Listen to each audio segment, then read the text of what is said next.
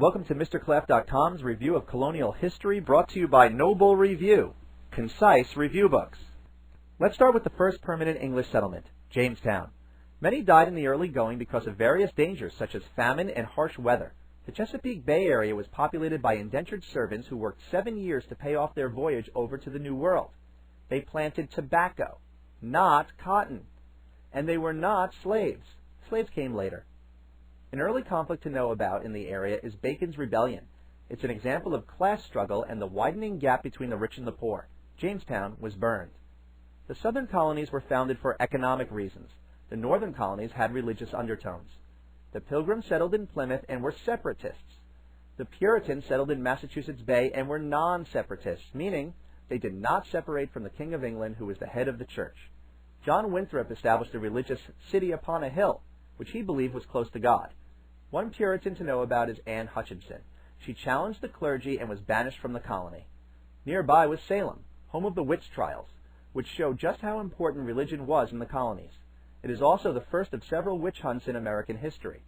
Another colony to know about is Rhode Island. It was settled by Roger Williams for religious freedom. You need to know about a few Native American wars. First, the Pequot War was fought between an alliance of colonists and Native Americans against the Pequot tribe. The tribe was annihilated. In another conflict, Metacom, or King Philip, gathered an alliance of Native American tribes with hopes of wiping out the Puritans. He was unsuccessful.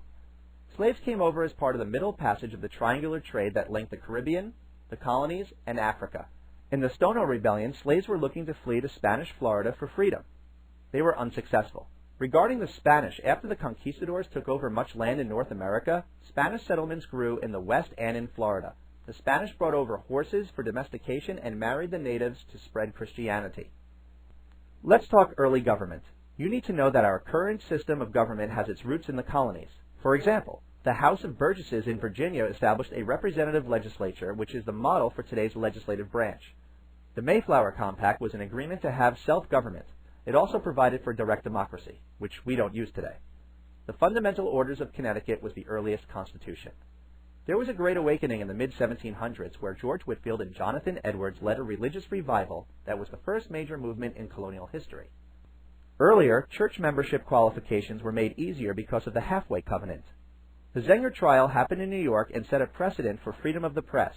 It was decided that if one printed the truth, it was not libel. The economy of the colonies was based on mercantilism. The goal was to benefit the mother country as the colonies supplied raw materials and purchased finished goods. The mother country of Great Britain was getting so rich that they loosened their control over the colonies. This policy was called salutary neglect. The French and Indian War was caused by territorial disputes. The British and Americans were fighting both the French and Native Americans, who were friends because of their fur trade. The British won, but salutary neglect ended. It's important to understand certain geographical topics of the colonial period. Here is a map of the 13 colonies. Notice some geographical features such as the Mississippi River and the Appalachian Mountains. They will aid us in our story of America. For more review, check out free flashcards and review sheets on MrClaff.com. We also invite you to check out the Noble Review in both paperback and ebook formats. Best of luck on your tests.